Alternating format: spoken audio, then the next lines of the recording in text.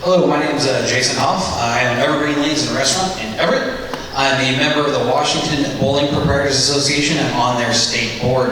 I'm also a member of the Washington Hospitality Association. I've been in hospitality in some way for about 20 years. I will say this, what stands out to me right now is that Mr. Inslee seems to be forgetting one of the primary parts of business, which is, as business owners, we provide the customer what they want and what they demand. So all of these interferences from the government are largely not necessary. Customers won't come into your businesses right now if you're not being safe. It would have been required without his dictation. All they needed was the information out to the public. Every time he interferes, he again picks winners and losers. It's not necessary. With me, myself, I was on the group of people that helped negotiate the opening terms for the bowling industry. We negotiated with them in good faith, and we agreed to the strictest guidelines of any business allowed to open, to my knowledge, nationally. What we did was effective. It was effective. We had no outbreaks traced to bowling centers. We had no cases that we know of traced to bowling centers. So you'd think, if someone was acting in good faith, that they would actually continue to allow such an activity, because there's zero evidence that we contribute to spread. But still, we were shut down. Does that make sense? Is that someone who's acting in good faith? No. So that's what stands out to me. What's being done to us right now is not logical. There is not data to back it. Washington Hospitality Association did a study showing that only 0.5% of cases were traced back to restaurants and bars. Someone said 1% earlier. That was high. State of New York's 1.34%. So for us, we'd like to see the data. The data that justifies this. What data are you using? And even in his new system, the data is convoluted. How are we supposed to know that you're giving us the right data for 3 counties together? He's the only source for it. He controls it. We've already shown that he's not acting in good faith. Because 0 cases, 0 outbreaks, shut down anyway. Right? And I'm not afraid of being a target, because I already have been. I'll give you a quick story. When the last lockdown started, I elected partially to stay open in defiance of the governor's order. And I sent my emails out to many elected officials telling them I was doing it and why I was doing it, giving them the same information I just gave you. Okay? I got inspected by LNI, and I was told that Olympia directly said come infect me. I'd already been targeted. I was fine. Still fighting that. But again, you can't be afraid of being targeted, because it matters more what you're standing up for. Amen. Come stand at the podium with me, Jason.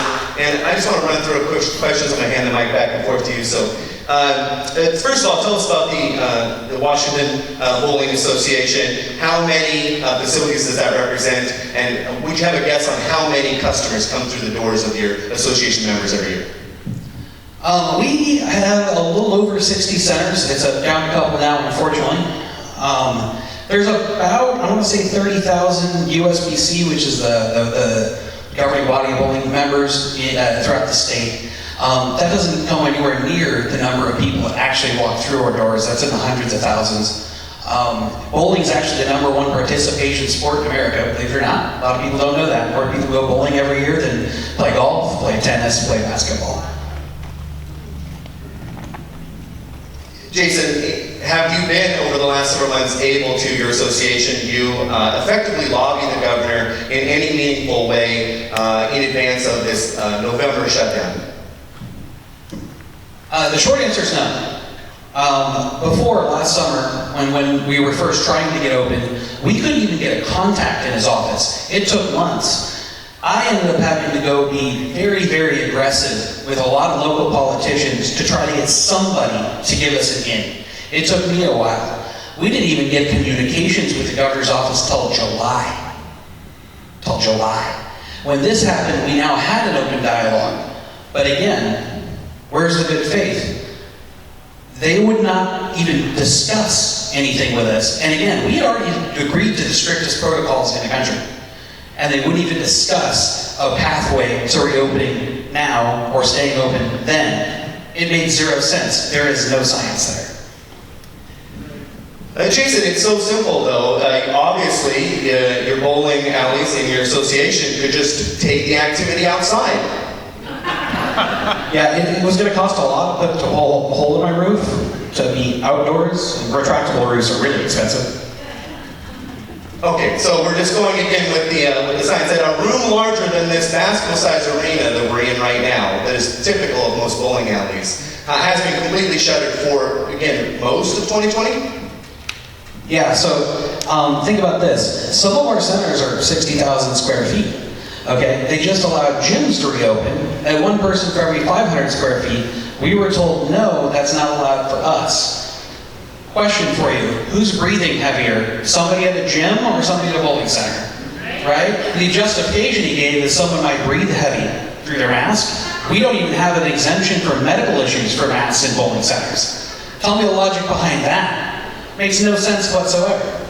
We just don't have the lobby, I guess. But that's not how decisions should be made, especially not when you go in front of people and preach science.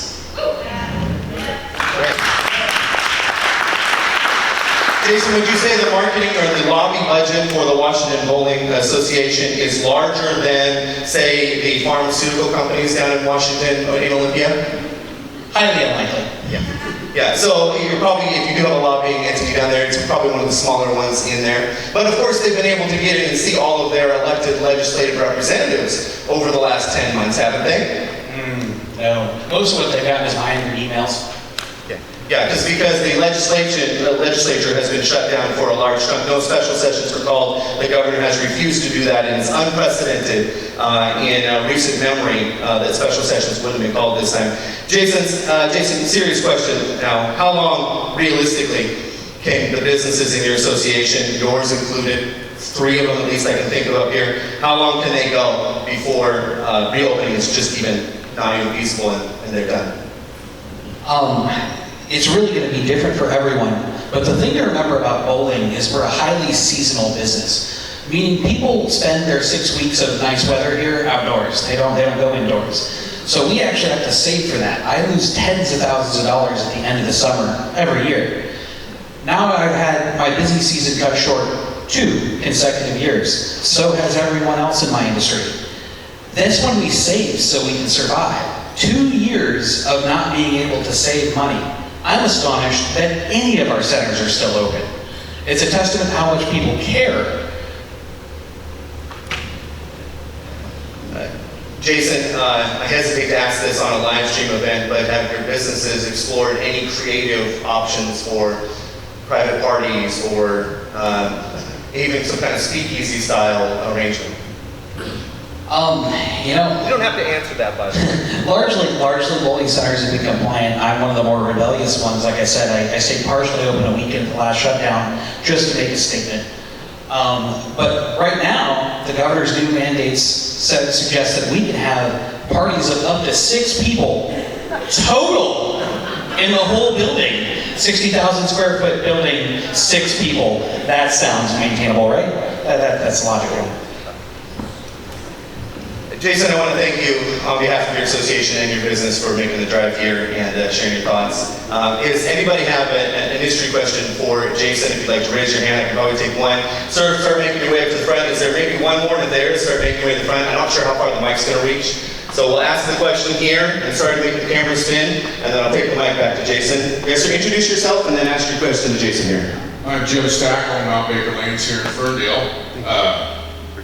Thank you for having us. So we're not afraid to reopen, not afraid of the governor, not afraid of his decision. You did open, and L&I shut it down. How do we handle L&I and the health department? That's good. And Jim, I think you're going to be asking that question for a second time in a minute with Donna, but I'm going to start with Jason here. That was actually going to be my answer. I think Donna is probably more qualified to answer that than I am.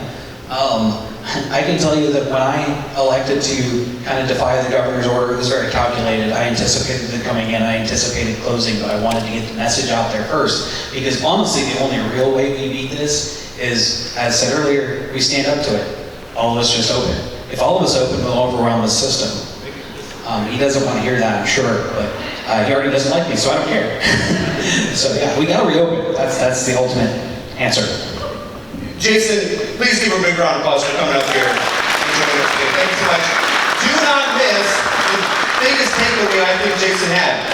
If all bowling alleys, all affected businesses open all at once, what can he do? There's not enough L&I, there's not enough liquor agents to go around, and the optics are terrible from a governance standpoint of the mass issuance of fines. Would you agree with that? Yeah, I do, and also, he likes to have control, which is pretty clear, right? So, at a certain point, he would probably give up just because he wants to appear like he's the one allowing this to happen. That's a good point. So Jason, thanks so much. I'm going to have Mark come up next, and Mark is going to share the microphone a little bit. And